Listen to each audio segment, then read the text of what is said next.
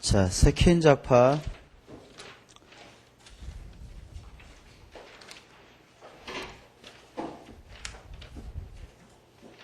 그걸 빼먹은 뻔했네. 467페이지. 루카스 비판을 빼먹었네요. 그거 중요한 건데. 467페이지에 별표 하나 치세요. 루카스 비판. 루카스 크리틱. 이 뭡니까? 새 고전 학파의 대부인 루카스가 전통적인 케인즈 학파류의 경제 분석 방법을 비판한 거야. 우리가 알고 있는 오리지널 형태의 케인즈의 국민소득 결정식 어떻게 되는 거야? 1-C에 1-T-I 더하기 n분의 그 다음에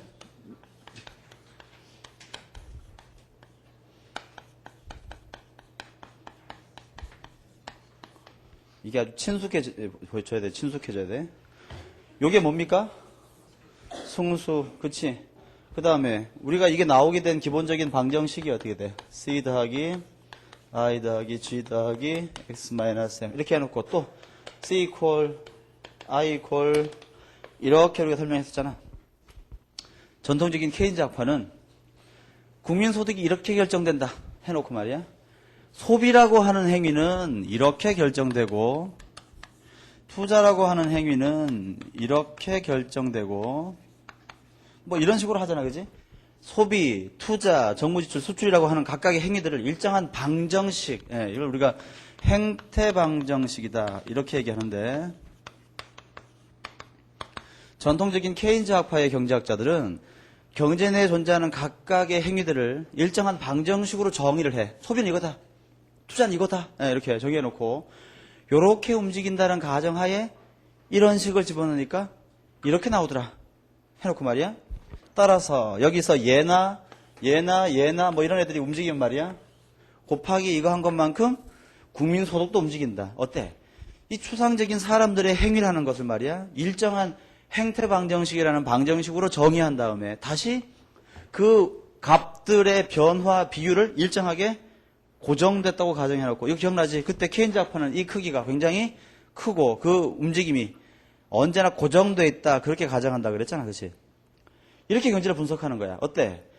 이렇게 사람들이 현실에서 획일적으로 움직일까? 그렇지 않단 말이야. 루카스는 뭐라고 하냐면 미래를 합리적으로 기대하는 소비자들은 또는 경제 주체들은 여기는 이 값들이 이렇게 고정돼 있을 수가 없단 말이야. 예를 들어 가지고 정부가 재정 지출을 증가시키는 행위를 하면 곱하기 이것만큼 Y가 변한다라고 케인즈는 주장하지만 루카스는 뭐라고 얘기하냐면 정부의 재정 지출 증가를 하건 외부적인 경제 충격이 발생하면 이게 다 변한단 말이야. 이게. 사람들이 자신의 소비 행위를 바꾸는 거야. 기업이 자신의 투자 행위를 바꾼단 말이야. 그러니까 이게 어떻게 변할 줄 알 수가 없어. 그런데 이렇게 자꾸 획일적으로 분석을 하는 것 자체가 뭐야? 잘못됐다. 그 말 잘못됐다. 합리적 기대를 하는 사람들의 행동 방식을 이렇게 획일적으로 정의할 수는 없다. 따라서 행태 방정식에 의한 계량적 접근 방법은 옳은 경제적 분석 모형이 아니다. 그렇게 생각하는 것이에요. 한번 읽어볼게요. 루카스 비판. 전통적으로 케인즈 학파는 소비 성향, 투자 성향, 한계 수입 성향 등이 일정하다고 가정하고 그것에 따라서 정책 효과를 분석하고 있는데 실제로는 정책이 바뀌면 사람들의 기대도 변화하고 기대가 바뀌면 방금 일정하다고 봤던 그런 소비 성향 등등도 다 바뀐단 말이야. 그러므로 경제 상황과 관계없이 소비 성향 또는 승수값 등등이 일정하다고 가정하고 그래서 이루어진 분석 그건 현실에서 타당할 리가 없을 것이다 라고 루카스가 비판했다 그 얘기예요. 따라서 루카스에 따르면 정책의 효과를 고려하고 원하는 효과를 얻기 위해서는 그러한 정책의 변화가 주는 경제 구조의 변화 또는 사람들의 기대의 변화를 고려해야 된단 말이야. 그러니까 어줍지 않은 정책 효과를 예상한 다음에 함부로 정책을 재량적으로 남발하지 말고 신뢰도 있는 정책을 일관되게 실시하거나 아니면 어때? 아예 실시하지 않는 것이 더 바람직하다. 왜? 경제는 기본적으로 신뢰할 만하니까 시장은 스스로 자생 능력을 가지고 있으니까 그렇게 얘기하는 것이. 이해가십니까? 그냥 개략적인 내용만 알면 돼. 루카스 비판이라는 게 뭐다? 그냥 그 정도만 알면 돼요. 그래요. 469페이지 새 케인즈 학파 이론으로 갈게요.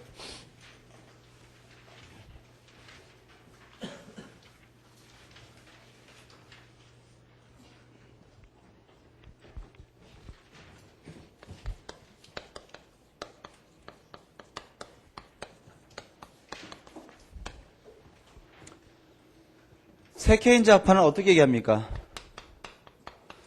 시장의 기능을 불신하고 또 가격 체계는 이렇게 하면 헷갈릴라. 물가라고 또 착각할라.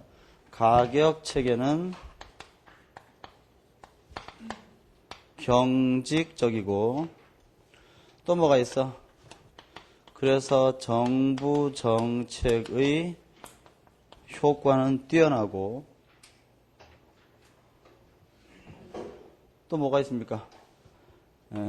AS는 부상향한다. 이게 말이야. 이게 바로 뭐야? 이게 이제 케인즈 학파지. 이게 케인즈 학파인데 여기에다가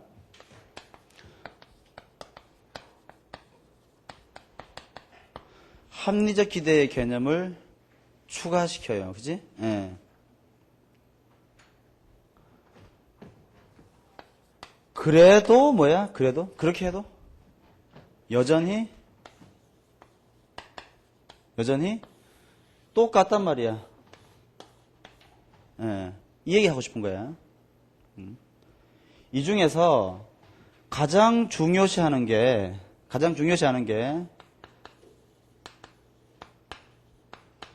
가격 체계의 경직성. 세케인즈 학파는 이 가격 체계의 경직성 설명하는 것에 목숨을 걸어요. 즉 세케인즈 학파의 거의 모든 경제 이론은 전부 다 무엇에 초점을 맞추고 있는 거야? 가격 체계의 경직성에 초점을 맞추고 있어요. 한 번 더. 세케인즈 학파의 모든 경제 이론은 대부분 다 가격 체계의 경직성을 설명하기 위해서 초점이 맞춰져 있는데 여러분 우리가 시장에서 가격이라고 부를 수 있는 것들이 어떤 게 있어? 먼저 재화시장의 재화가격이 있고 노동시장의 가격은 뭡니까? 임금이 있고 금융시장에서 돈의 가격은 뭡니까? 이자율이죠. 이와 같은 대표적인 한 세 가지 정도의 가격이 있는데 세케인즈 학파는 뭐라고 얘기하는 거야?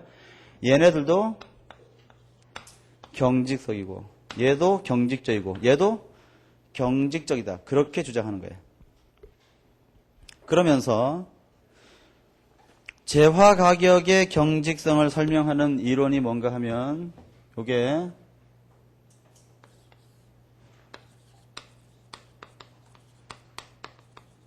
조정실패 모형, 그 다음에 우리 요즘에 중첩가격 설정,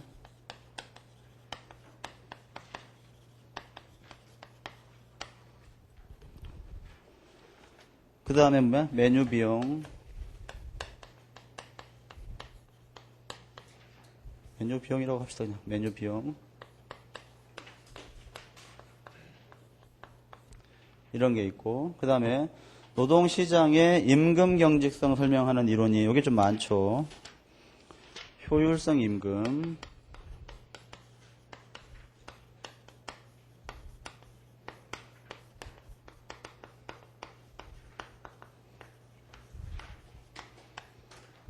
또 뭐 있어? 내부자, 외부자?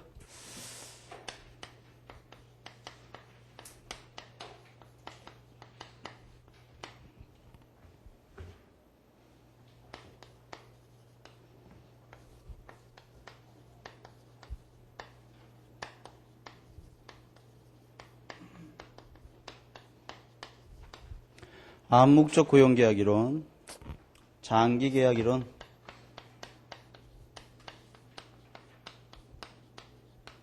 뭐 다 알 필요 없는데 사실.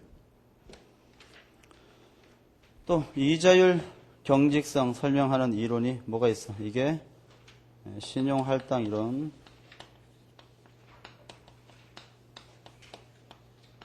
이런 게 있단 말이지.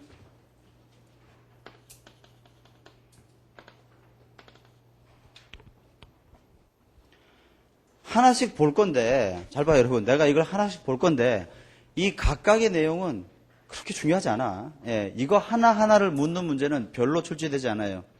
굳이 나온다면 요게 가장 중요하고요. 효율성 임금 이론이. 그 다음에 최근에 출제됐던 문제가 메뉴 비용 이론이 출제가 됐었고, 내부자, 외부자가 출제가 된 적이 있고, 그것 말고는 거의 나올 게 없는 거죠. 예. 혹시 요게 이제 조금 마음에 걸리는 정도. 이것 말고는 뭐, 그냥 참고로 그러니까 잘 내 말 들어봐. 이거 하나하나의 내용이 중요한 게 아니라 전체적인 틀이 중요한 거야. 새 케인즈 학파가 이런 것들을 주장함으로써 이런 이론들을 통해서 얻으려고 얘기하려고 하는 결론이 뭐라고? 경제의 가격은 경직적이야. 잘 안 움직인단 말이야. 그치? 근데 우리가 배웠지. 가격 체계가 완전 신축적이면 AS가 수직. 가격 체계가 경직적일수록 수평에 가까운 AS. 그치? 그래서 완전히 가격이 물가가 고정되어 있다고 가정하는 오리지널의 케인즈 모형은 AS가 수평. 그치? 완전 신축성을 가정하는 고전 합파는 AS가 수직. 그래서 이런 것들을 통해서 얻으려고 하는 결론은 뭔가 하면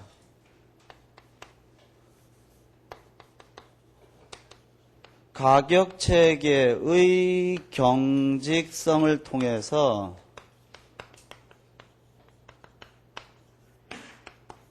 우상향의 AS 곡선이 존재한다는 걸 얘기하고 싶은 거야. 수직이 아니란 말이야, 수직이. 이게 아니니까 어떻게 됩니까? 정부 정책의 효과를 긍정하고 싶은 거란 말이지. 이해가세요? 스토리를 먼저 이렇게 기억하세요. 하나하나는 별로 중요한 게 아니야. 나중에 시험 임박하면 이것 정도만 보고 들어가면 돼. 여기 지금 노란색으로 표시한 것 정도만 그냥 참고로 한번 읽고 들어가시면 돼요. 나머지는 정말로 그냥 편안하게 보세요. 편안하게. 먼저 우리 교재에 나오는 순서대로 한번 해볼까? 우리 교재 처음에 뭐부터 나옵니까? 469페이지에 효율성 임금 이론부터 나오는데, 그지? 그나마 이게 이제 좀 제일 중요한 것 같긴 해요. 자, 한번 봅시다.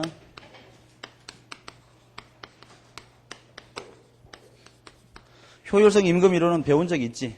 간단하게. 어디서? 미시경제학 후반부에서. 뭐 할 때?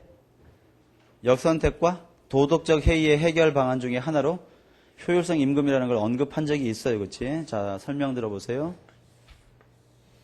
가로축의 노동시장, 세로축의 임금인데 노동의 공급과 노동의 수요가 만나서 시장 균형 임금이 여기서 결정되고 시장의 균형 노동량이 여기서 결정된다. 이게 우리가 알고 있는 일반적인 노동시장에서의 균형 모형이지, 그지?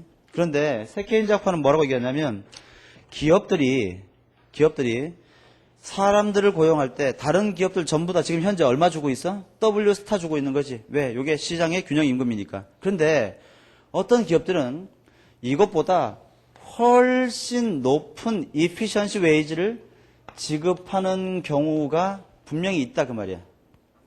일단 직관적으로 설명하면 근로자들한테 내가 다른 기업과 똑같은 W 스타만큼의 임금을 주면 첫째, 아주 능력 있는 최고의 신입사원이 우리 회사에 온다는 보장이 없어. 두 번째, 대충 일하는 사람이 회사에 들어와서 이 임금 받다가 뭐 쫓겨나가지고 다른 기업 가더라도 이 정도는 받을 수 있는데 라는 생각에 나태하게 일을 할 수 있어. 그렇지. 차라리 그럴 바에야 말이야. 굉장히 높은 임금을 주고 이 높은 임금 때문에 시장에서 굉장히 능력 있는 사람들이 우리 회사에 지원하도록 유도를 하고, 둘째, 내가 이만큼의 임금을 주면 우리 회사에서 쫓겨나면 절대로 이런 임금 주는 회사가 없지. 그럼 어때? 잘리지 않기 위해서 최소한의 노력을 계속 기울이겠지. 열심히 자기 개발하고 열심히 노력하겠지. 그런 긍정적인 효과가 이 추가적인 임금 지출보다 더 크다면 어때? 이 회사는 오히려 이득을 볼 수 있다 그 말이야. 이해가십니까? 예, 이게 바로 효율성 임금의 기본적인 발상인데, 여기 보시면 우리 책에서는 이 그림이 빠져 있는데 가로축에 임금을 놓고 세로축에 근로자들의 노력, 1을 놨을 때, 스몰인가 이렇게, 1을 놨을 때 에포트. 여러분, 임금을 많이 주면 근로자가 더 열심히 일하긴 하겠지. 그렇지? 근데 임금의 증가와 노력의 증가가 항상 일정하진 않을 거야. 그렇지? 일반적으로 이런 형태를 띈다고 봐요. 이게. 이걸 뭐라고 부르냐 하면 이걸 노력곡선이라고 불러. 노력곡선. 그럼 기업 입장에서는 어떤 임금을 주고 싶은 거야?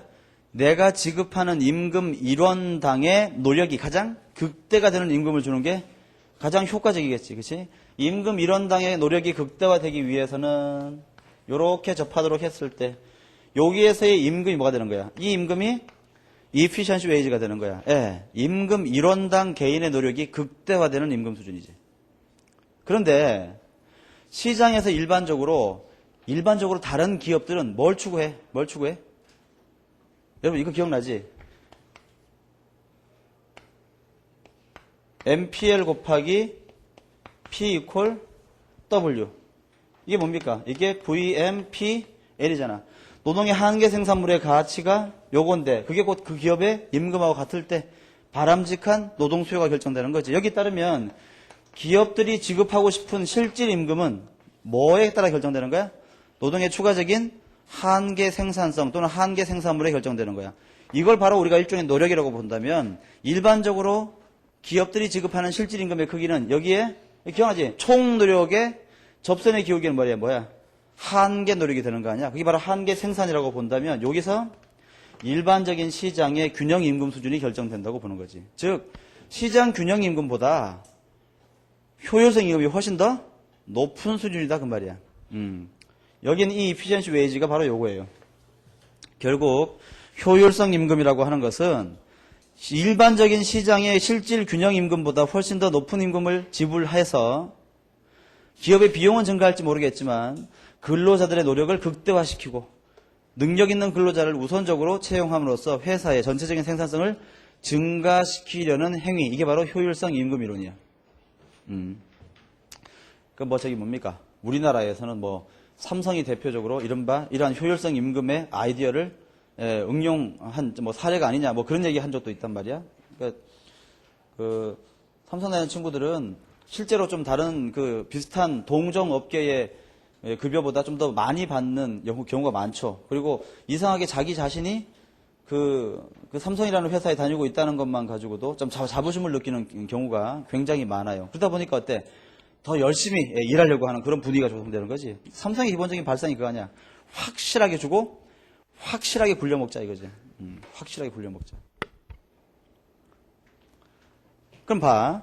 만약에 시장의 노동 수요가 갑자기 요렇게 증가했어요. 요렇게. 노동 수요 증가했어. 그러면 시장 균형 임금이 상승하겠지.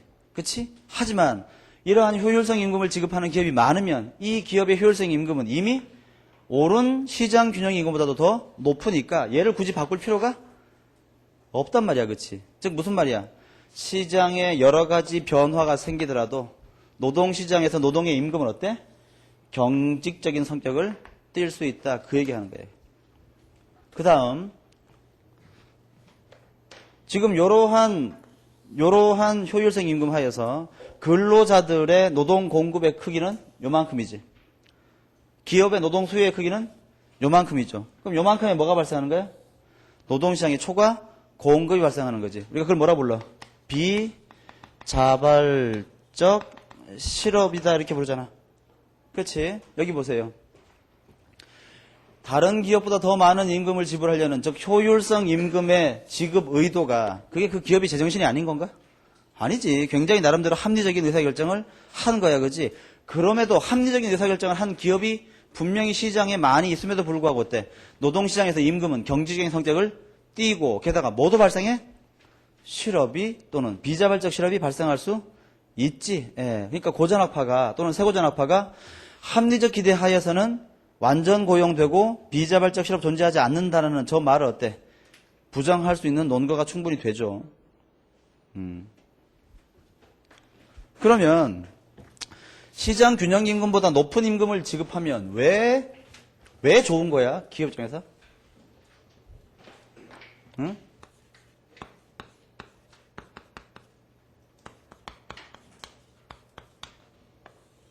왜 높은 균형 임금을 줘야 되는 거야? 첫째,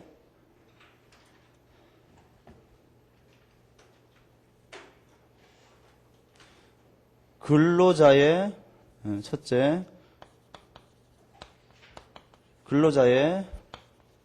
노력을 극대화해서 무엇을 생산성을 증가시키기 위해서 필요한 거죠. 두 번째, 우리 회사를 나가면 다른 회사가 이만큼 주는 회사가 없지. 그러니까 어때? 한번 우리 회사에 들어온 사람은 뼈를 묻으려고 열심히 노력할 거 아니야. 이직률은 낮아지겠지. 예. 이직률을 낮출 수가 있어요. 이직률을 낮추면 회사한테 뭐가 좋아? 여러분 생각해봐. 이직이 높으면 자꾸 신입사원을 수시로 뽑아야 되잖아. 신입사원 새로 뽑으면 바로 일 못 시키지. 이거 배운 게 별로 없잖아. 가르쳐야지. 일도 가르치고 상사 대하는 법도 가르치고 조직에 적응하는 법도 가르치고 많은 걸 가르쳐야 돼. 교육 비용이 들어. 실컷 교육 비용 들여서 교육시켜놨더니 또 이직해. 또 뽑아가지고 또 교육시켜. 이게 반복되면 회사한테 안 좋아. 즉 이직률을 낮추면 기업의 교육 관련 비용을 줄일 수 있고, 그치? 이게 또 어때요? 기업의 생산성 증가로 연결될 수 있는 거지.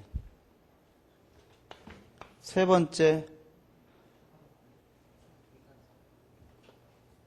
좌푸한 사람들. 합격할 거야. 수석으로. 1차는 확실히 수석으로 합격할 것 같아. 2차 노력을 좀 더 해야지. 경쟁이 없으니까. 세 번째, 논문에 있는 거예요. 웃지 말아요. 효율성 있는 걸 많이 주잖아? 잘 먹겠지? 건강이 좋아져. 건강 상태가 양호해져. 예. 맨날 여러분 최저임금 수준만 줘봐. 그럼 어때? 하루 세끼 막 밥하고 김치만 먹고 이렇게 출근할 거 아니야? 효율성 임금을 줘. 얘가 삼겹살을 먹어. 힘이 나. 회사에 오면 액티브해. 일을 잘해. 그게 바로 뭐야? 또 생산성의 증가로 연결되는 거지. 네 번째, 역선택을 방지할 수 있죠. 무슨 말이야? 높은 임금을 제시하면 가장 시장에 높은 퀄리티를 가진 근로자가 우선적으로 취업하겠지. 그치? 그럼 어때요? 내가 원하지 않는 낮은 퀄리티의 근로자를 뽑는 역선택의 문제를 해결할 수가 있다 그 말이야. 이거 꼭 기억하세요. 미시경제학과 연결해가지고. 다섯 번째, 그 뭐야? 도덕적 해이의 문제를 해결할 수가 있겠지. 안 놀잖아. 안 봐도 말이야. 누가 감시하지 않아도 그래 어때? 최소한의 노력은 한단 말이야. 왜? 혹시라도 해고되면 이렇게 높은 임금을 받을 방법이 없으니까. 그치? 이 정도 하면 될까요? 예, 이 정도로 내용을 한번 봅시다. 그러면 됐지? 예. 요 곡선 참고로 한번 기억해 두세요. 여기 효율성 임금은 여기가 아니고 여기야. 예. 470페이지 내부자 외부자 이론. 이건 우리가 어제 했지. 자, 내부자 외부자 이론 핵심이 뭐였어? 불황기에 해고되지 않고 살아남은 내부자는 나중에 호황기가 되더라도 외부자의 입장을 고려하는 게 아니라 자기 자신이 원하는 요구사항을 계속 기업에게 전달할 테니까 기업의 생산 비용은 증가하게 되는 거예요. 그치? 따라서 외부자의 재취업은 더 어려워지고 나중에 그게 자연실업률의 증가로 연결되더라. 지난번에는 그걸 봤고 오늘에 보려는 거는 뭐야? 오늘은 임금 경직성 설명하려는 거지. 즉 내부자들은 주로 뭘 요구해? 노동조합이라는 강력한 단체를 구성해가지고 회사에다가 임금 인상을 요구할 거야. 만약에 물가가 상승하면 임금 인상 요구가 당연하지만 물가가 하락하면 실질 임금을 일정하게 유지하기 위해서 명목 임금을 낮춰야 되는데 기업이 낮출 수 있을까? 택도 없습니다. 예. 못 낮춰요. 그치? 왜? 노조라는 내부자 조직이 있으니까. 따라서 어때? 하방 경직적인 임금 경직성이 나오는 거지. 간단하게 할게요. 암묵적 고용계, 아니야, 책 있는 순서대로 해야지. 그렇지? 그렇네요. 470페이지. 암묵적 계약이론. 요걸 좀 볼게요. 암묵적 계약이론. 요거 지우고.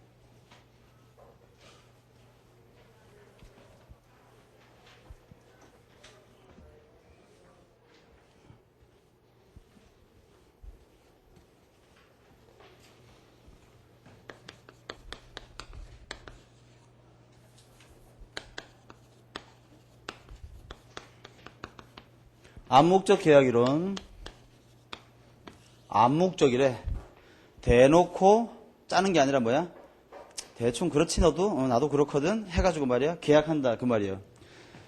먼저 근로자들은 위험 기피적이죠.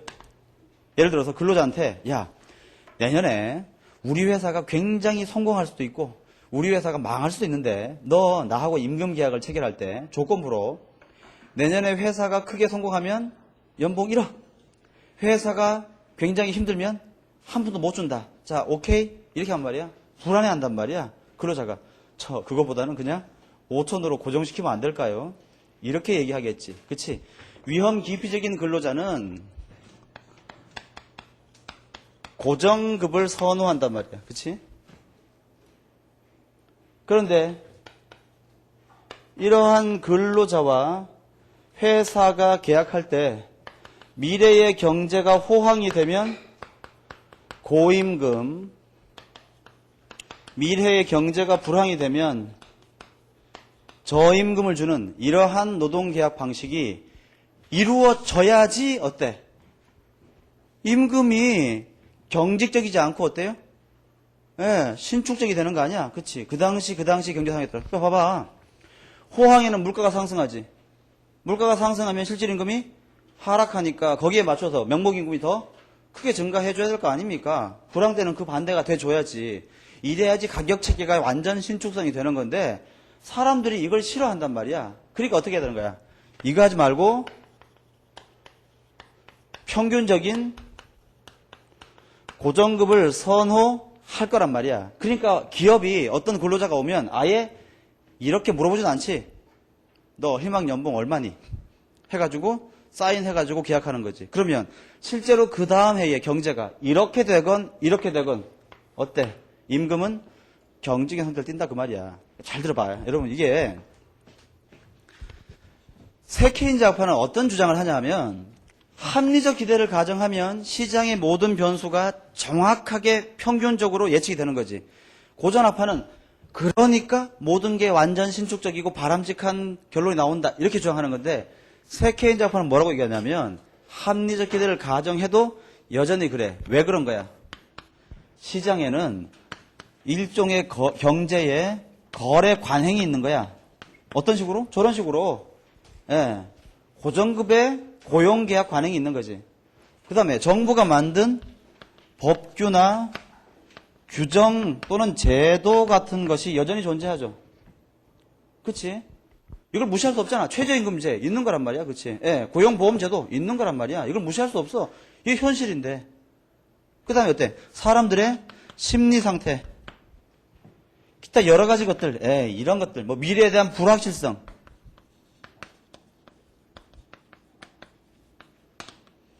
이런 요인들이 존재하기 때문에 아무리 합리적 기대를 가정한다고 하더라도 그러한 합리적 기대가 시장에서의 가격의 완전 신축성으로 연결되는 데는 분명히 한계가 있다 그런 뜻이에요.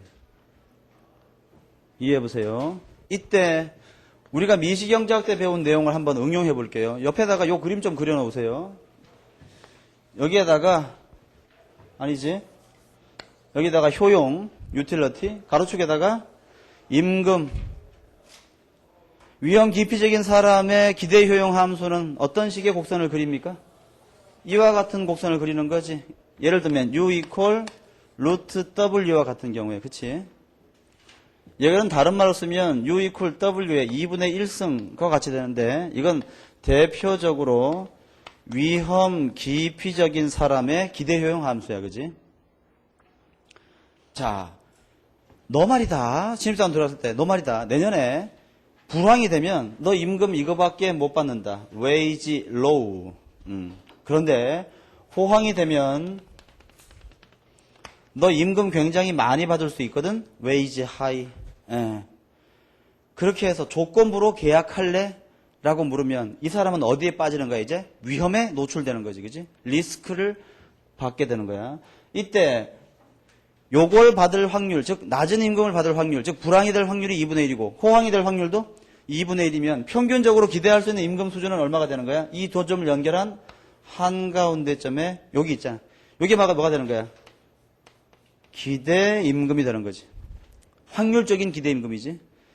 이때 이 확률적인 기대 임금이 줄 수 있는 기대 효용이 바로 요 수준이지. 기억나죠? 예. 근데 여러분, 여기는 이 W는 확실한 임금이야, 불확실한 임금이야? 이거 불확실한 임금이지. 잘못하면 이렇게 될 수도 있고, 잘하면 이렇게 될 수 있는데, 확률적으로 이렇다 그 말이야. 이 확률적으로 불확실한 기대 임금이 주는 효용이 요 효용이야. 근데 이 효용을 얻기 위해서 확실한 임금은 얼마만 있어도 돼? 고정급으로 치면 요만큼만 있어도 되는 거 아닙니까? 이게 뭐였어? certainty equivalent. 뭐야? 확실성 등가 또는 확실 대등액이었단 말이야. 그치? 따라서 봐. 이 근로자가 회사에 입사하러 왔을 때 회사 사장이 너 확률적으로 이렇게 낮은 임금하고 높은 임금 경우에 따라서 나중에 탄력적으로 적용받을 수 있다 라고 얘기하면 이 근로자는 뭐라고 생각하는 거야? 불안한데 내가 확률적으로 얼마나 받을 수 있을까? 계산해 보니까 요것밖에 못 받아. 그럴 바에는 뭐라고 얘기한 거야? 고정급으로 그냥 요거 이상만 주세요라고 한단 말이지. 이해가? 왜냐하면 확실한 금액이라면 이 금액만 있어도 어때? 불확실한 이 금액만큼의 효용을 충분히 누릴 수가 있단 말이야. 만약에 피고용자, 근로자보다 회사가 훨씬 유리한 입장을 차지하고 있다면 아마도 이때 이 고정급은 뭐가 되겠어? 이 수준이 될 가능성이 높겠지. 노동조합이 굉장히 강성이라서 이 사람의 고정급을 높여준다면 어디까지는 커질 수 있어? 최대한 이 정도까지는 커질 수가 있겠지. 이 사이에서 이 고정급은 결정될 거라 그 말이야. 만약에 이 문제를 시험에서 묻는다면 이쪽을 갖고 와가지고 같이 물어볼 가능성이 있어요. 같이 기억하세요. 470페이지 암묵적 계약이론. 4번 보시면 장기 계약이론 있네. 이건 뭐 너무 쉽지. 박찬호 몇 년 계약했어? 5년 계약. 5년 동안 연봉? 고정돼 있잖아. 임금은 경직적이지. 예. 대부분의 회사에서 몇 년 동안 연봉 계약하는 거야? 1년 계약하잖아. 1년 동안에는 물가 변합니까? 안 변합니까? 변하잖아. 임금은 경직적이지. 예. 장기 계약이 있단 말이야. 현실에서 관행이란 말이야 그게. 예. 그렇게 기억하시면 되겠네요. 471페이지의 조정 실패 모형, 조정이 엇갈리게 이루어지는 모형. 그건 여러분 생략할 테니까 여러분들이 한번 읽어보세요. 중요한 거 아닌 것 같고요. 472페이지에 메뉴 비용 이론으로 좀 바로 가봅시다. 메뉴 비용 이론. 요걸 좀 지우고.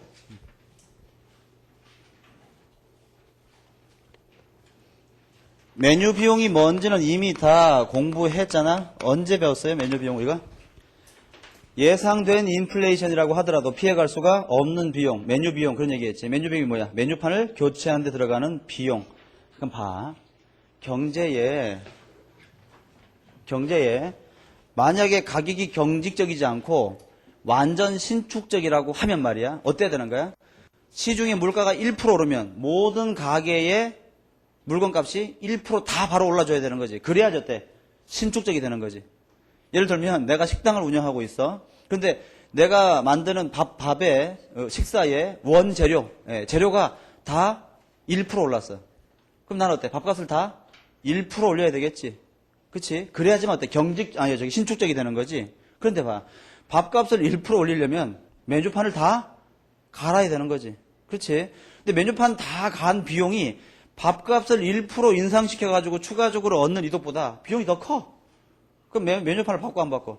안 바꾸지. 에이, 1% 더 돈 받겠다고 가격표를 조정하느니 한 5% 정도 한꺼번에 올릴 때까지 그냥 놔두지. 이렇게 판단한단 말이야.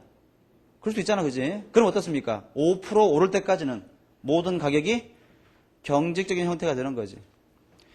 이때 그 메뉴 비용이 굉장히 커야 할까? 그럴 필요 없습니다. 메뉴 비용은 굉장히 작아도 말이야 얼마든지 가격의 경직성을 만들어낼 수가 있어요. 예를 들면 이게 이제 하나의 경제인데 여기에 내가 운영하고 있는 식당이 있어. 식당. 이 나라 경제 전체적으로 물가가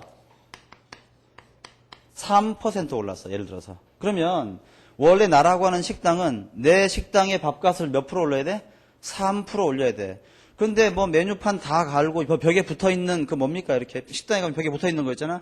그거 다 교체하고 또 얼마 전에 새로 오픈했다고 홍보 전단지 제작했는데 이 가격이 또 오르기 전 가격이야. 이것도 다 수정하고 뭐 이렇게 하다 보니까 돈이 너무 많이 들어. 그래가지고 말이야 우리 식당은 한 10%나 5% 될 때까지는 가격을 안 올리기로 결정했어. 그럴 수 있지. 메뉴 비용 때문에 가격을 안 변했어. 근데 지금 가격을 고정시킨 사람은 나밖에 없는 거야. 이 경제에, 그지? 그런데 우리 식당에 밥을 먹으러 오는 회사 사장들이 있어. 사장이야. 이 사장들 밑에는 수많은 종업원들이 이렇게 있는 거지. 또 수많은 거래처가 이렇게 있는 건데, 이 A라고 하는 사장이 우리 식당에 밥을 먹으러 오면서 지금 경제 물가가 전부 다 3% 올랐으니까 이 식당의 밥값도 3% 올랐겠구나 생각하고 왔겠지. 와보니까 웬걸 가격이 안 바뀌었어. 왜 안 바꿨어요? 메뉴 비용 때문에요. 아이고 고마워요. 밥을 먹고 밥값을 내는데 A 입장에서는 자기가 생각했던 것보다 3%만큼 적게 내지. 비용이 절감된 거야. 비용이 절감됐으니까 이 절감된 비용으로 어때? 자기가 판매하는 물건 값도 좀 깎아줄 수가 있겠지. 그치? 그 효과가 크든 작든 말이야. 그런 효과가 분명히 있을 거란 말이야. 그러면 이 A가 만든 회사로부터 물건을 구입해가는 B라는 거래처가 있어. 이 사람은 A도 당연히 3% 가격을 올렸을 거라고 생각했는데 이 사람은 이 식당에서 밥을 깎아줬기 때문에 가격을 2%밖에 올리지 않았어. 이 사람은. 왜 2%밖에 안 올렸습니까? 3% 올랐는데 식당에 밥이 싸더라고요. 비용이 절감됐죠? 드셔보세요. 이렇게 얘기하는 거야. 그래요? 그럼 이 사람도 어때? 적게 돈을 주고 샀으니까 비용이 절감됐겠지. 또 이 사람이 다른 사람에게도 또 싸게 받을 수 있는 요인이 생기는 거야. 이렇게 작은 메뉴 비용 때문에 하나의 경제 주체가 가격을 경직적으로 결정하면 이게 다른 모든 경제 주체에게 방사 효과, 파급 효과를 발생시켜. 이걸 우리가 뭐라고 그러냐면 총수요의 외부성이다. 이렇게 불러요. 앞으로 총수요의 외부성이라는 단어가 나오면 이거 새 케인즈 학파다 그렇게 기억하셔야 돼요.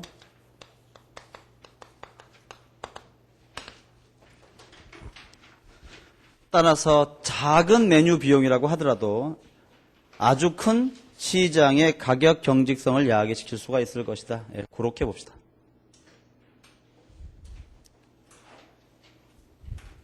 됐나요? 한번 읽어볼게. 필기한 사람들은.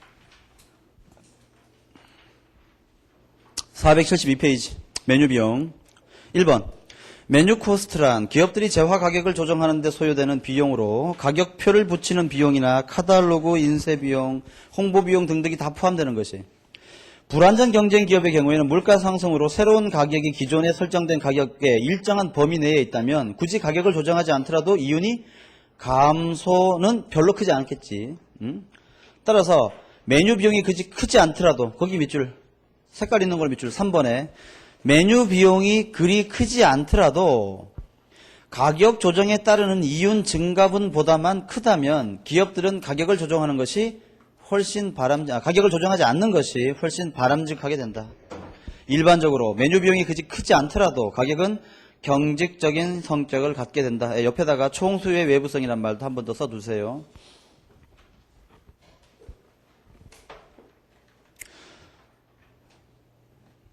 마지막으로 이자율 경직성은 뭐 옛날에 우리 역선택하고 도덕적 해야 할 때 역시 한번 봤던 건데 금융시장에서 여기다 쓸까?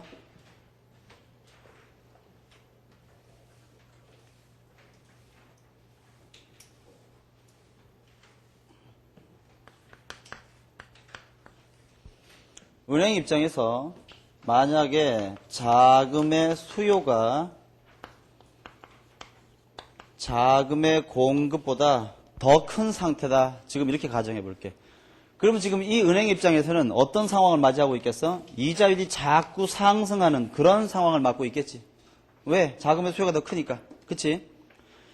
시중에 돈이 귀한 거야. 그죠? 이럴 때 A 기업, B 기업, C, D 등등 많은 기업들이 서로 앞다투어서 내가 더 높은 이자를 낼게. 나할 돈을 줘. 아니야, 내가 더 줄게. 나를 꽂아.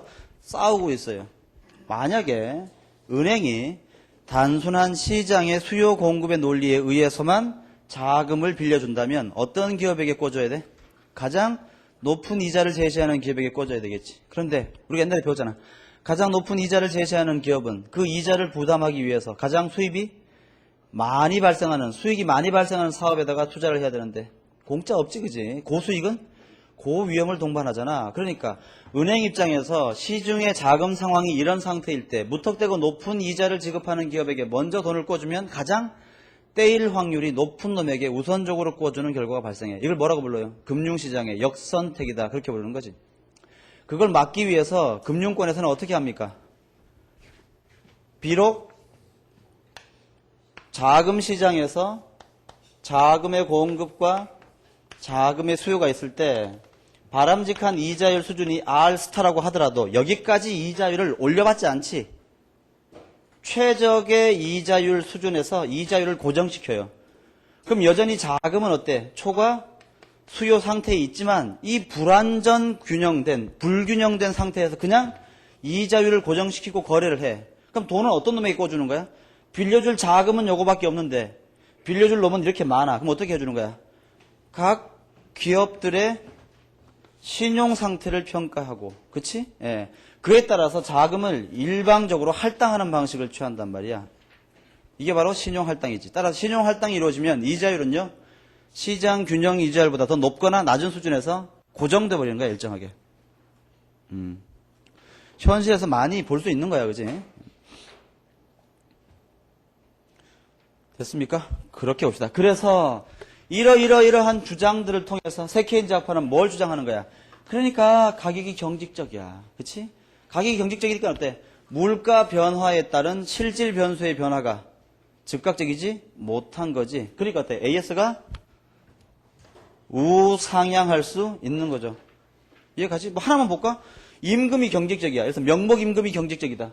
물가가 상승하는데 명목 임금이 경직적이면 실질 임금은 감소하니까 기업의 노동 수요가 증가해서 고용이 증가하면 생산이 증가하는 거 아닙니까? 이렇게. 예. AS가 이런 형태만 띄기만 해봐. 그러면 케인즈 학파는 어떻게 하는 거야? 바로 이동시켜가지고 국민소득을 증가시킬 가능성이 생기는 거지. 그렇게 연결하시면 될 것 같습니다. 그 얘기가 473페이지에 쭉 나와 있으니까 읽어보시면 될 텐데 1번만 한번 볼게. 473페이지 1번. 자, 경제정책에 대한 세케인즈 학파 입장. 1.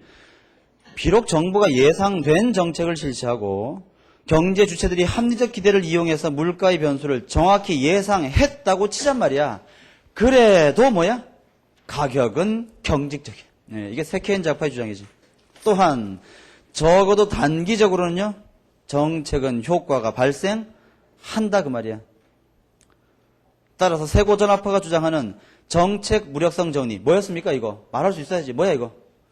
정부의 예상된 정책은 단기적으로도 장기적으로도 어떠한 효과도 발생하지 않는다라는 명제를 바로 부정하는 거지. 부정. 2번. 따라서 단기적으로 경기가 침체 상태에 있다면 적적인 안정화 정책이 필요하다. 예, 이렇게 본단 말이야. 단기적으로는 효과가 있으니까. 그럼 장기적으로는요? 모른다 이 얘기지. 예. 왜? 알지? 됐습니다. 19장 공급적 경제학. 공급적 경제학은 시험에 임박하면 보지 않겠다 그렇게 생각해도 괜찮아요. 예, 나올 확률은 거의 낮은데 내가 지금 얘기하는 것만 밑줄 긋고 체크하시면 될 거야. 일단 한번 개관해 볼게. 혹시 모르니까.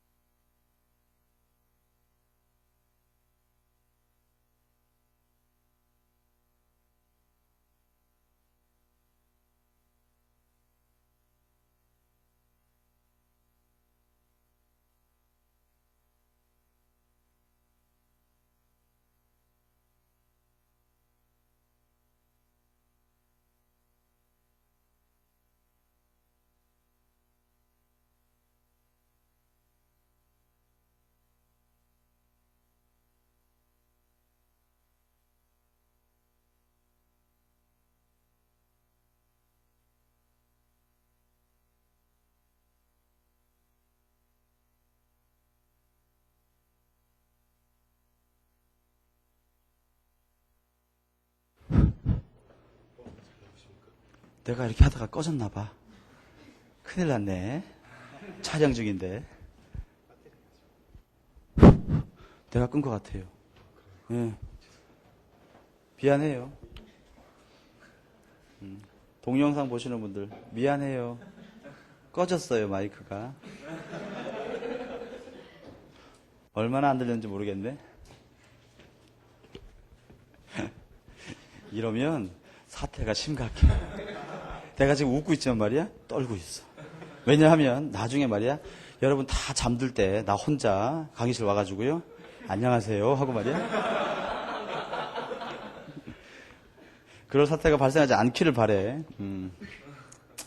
아무튼 말이야, 공급적 경제학은 1980년대 레이건 행정부가 등장할 시점쯤에 나온 얘기인데, 레이건이 영화배우 하다가 정치를 하기로 결정한 사람 아니야? 그러다 보니까 레이건이 이제 처음에 정치를 하려고 보니까 경제가 굉장히 문제였는데, 그 당시에 1970년대 말 80년대 초 이때 미국 경제가 사상 유례 없는 불황에 시달리고 있었어요. 물론 대공황은 빼고 굉장히 경기가 침체돼 있어가지고 이 미국 경제를 살려야 되겠는데, 경제를 살릴 수 있는 비전을 제시해야지만 집권을 할 수 있는 그런 상황이었어. 그래서 이제 유명하다는 학자들을 많이 만나고 다녔는데, 그때 레이건이 소개받았던 사람 중에 이 래퍼라는 경제학자가 있었거든. 래퍼. 뭐 플라자 호텔인가 어디서 만나가지고 말이야. 래퍼가 이제 레이건을 만났는데, 레이건이 물었지.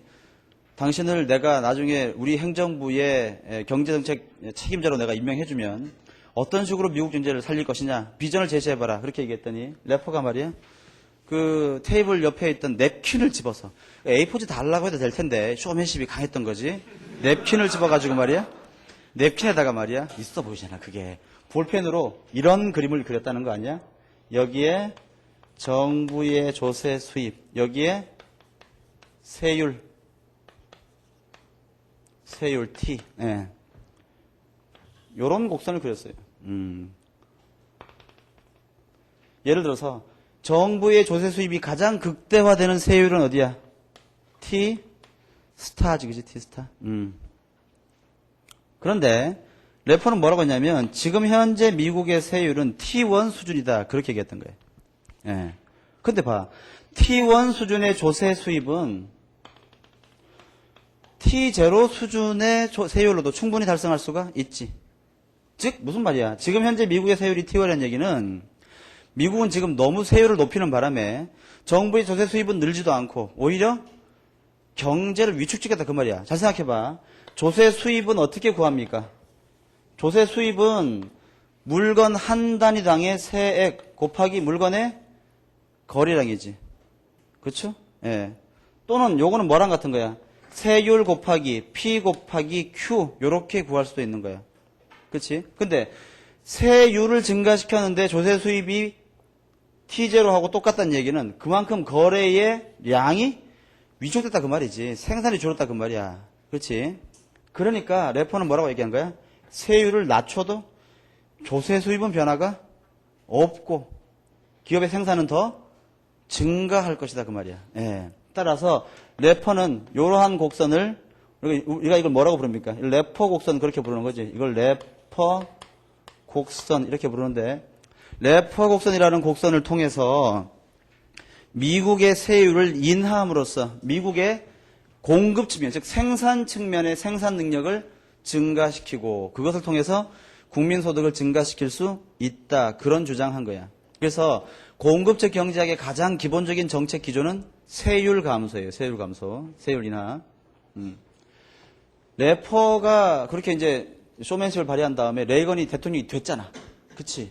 레이건은 대통령이 된 다음에 래퍼가 추천하는 공급적 경제학자들로 경제 진용을 쫙 짜렸지. 그래가지고 세율 인하, 정부의 시장 간섭 축소, 기업에 대한 자율성 보장, 이런 정책을 아주 일관되게 실시했어요. 게다가 또 레이건이 재선에 성공하는 바람에 거의 한 10년 가깝게 공급적 경제학을 꾸준히 실시했지. 레이건이 퇴임할 때쯤 돼가지고 미국 경제는 어떤 상황을 맞았습니까? 놀랍게도 미국 경제는 사상 유례 없는 재정수지 적자와 사상 유례 없는 경상수지 적자에 휘말렸지. 그 유명한 쌍둥이 적자가 거기서 나온 거 아니야. 그래서 래퍼의 공급적 경제학은 현실 경제의 실험에서 실패한 것으로 그렇게 평가가 돼요. 그래서 잘 안 나와요. 근데 이제 최근에 일단의 경제학자들은 그런 얘기를 합니다. 이제 놀랍게도 레이건이 물러난 다음에 대통령 된 사람이 누구야? 부시 대통령이지, 부시. 그치? 부시가 레이건의 부통령 아니었나? 아마 그랬던 것 같은데. 부시 다음에 누구야? 클린턴이지, 클린턴. 클린턴이 또 2번 했지. 클린턴 다음에 뭐야? 부시의 아들? 조지 부시지, 조지 부시. 그치? 근데 참 아이러니하게도 레이건이 물러난 다음에 등장했던 부시, 클린턴, 조지 부시. 이 수십 년 동안 말이야, 미국 경제는 엄청난 장기 호황을 누렸어요. 예. 그래서 일부의 경제학자들은 미국의 그 아주 긴 시간 동안의 장기 호황이 말이야, 아마 레이건이 이때 공급적 경제학을 꾸준히 실시한 그 펀더멘탈, 경제의 기초가 좋아진 그런 효과가 아닐까라고 평가하는 사람도 있습니다. 예. 별로 귀담아 듣는 사람은 없어요. 예. 그런 주장도 있단 말이에요. 그래서 기본적으로 공급적 경제학은 이 감세 정책을 위주로 하고 있고요. 그다음 네 번째, 정부의 시장 개입을 축소하는 정책을 주장했습니다. 그러니까 정부가 시장에 개입하는 건 좋지 않다고 해. 왜? 예를 들어가지고 공장 하나 건설하는데 도장 3,000개씩 찍어오라. 이렇게 규제를 많이 만들면 생산활동이 위축될 거다 그 말이지. 가급적이면 간섭하지 말자. 그 다음에 다섯 번째, 공급적 경제학은 효율성을 사회적인 형평성보다 훨씬 더 강조했습니다. 그 다음, 경제의 성장적인 측면을 경제의 안정적인 측면보다 훨씬 더 강조하는 이런 시각을 좀 가지고 있었어요. 질문, 소득 재분배 정책, 누진세제 이런 거 좋아했을까 안 좋아했을까? 안 좋아했을 것이야. 책을 봅시다. 자, 그래서 주요 내용으로 바로 가볼까요? 주요 내용. 그래서 조세 감면과 ADAS. 자, 제일 왼쪽에 봐봐. 뭐 주장해? 근로소득세율 인하, 이자소득세율 인하, 법인세율 인하, 기타 감가상각 허용 등등이지. 이해가시죠? 그런 걸 통해서 최종적으로 뭘 주장하는 거야? AS와 AD를 우측으로 이동시켜서 경제의 산출량을 높이자. 그게 바로 목적이었어요. 레포 곡선 다 설명했으니까 안 봐도 될 것 같아요. 476페이지로 갑니다. 레포 곡선 있고 그게 금지 영역이라고 있네. 무슨 뜻이야? 그쪽으로 세율을 결정할 바에는 차라리 왼쪽으로 하는 게 낫다. 그 얘기지. 기본 주장요. 1. 작은 정부, 즉 시장 개입 축소. 그지?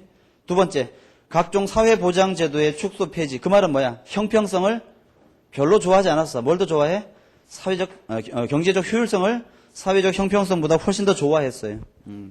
안정보다는 성장을 더 추구하는 공격적인 경제 운용. 문제점 묻겠습니까? 이거 한번 물어볼까? 체크해 봅시다. 아직까지 실증적으로 검증된 바가 없습니다. 레포가 그냥 그린 거야. 검증된 바가 없지.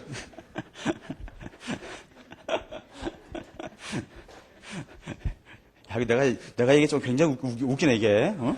야. 2번, 공급경제학자들 주장에 따라서 각종 세율을 인하할 경우에 조세의 소득 배분 효과가 감소하므로 소득 분배가 악화될 가능성이 있다. 뭐 등등 그렇게 봅시다. 477페이지에 보시면 재정정책과 금융정책에 대한 학파별 견해 나와 있는데 여러분들이 좀 읽어보시면 될 것 같아요. 470페이지 학파별로 기억해야 될 사항. 요건 좀 중요하죠. 그래서 별표를 좀 치시고 여러분들께서 좀 체크해 보시기 바랍니다. 근데 내용은 이미 우리가 다 배운 거야. 전혀 어려운 거 없을 거예요. 루카스 비판에 관한 칼럼 한번 읽어보시고 쉬었다가 조금만 더 합시다.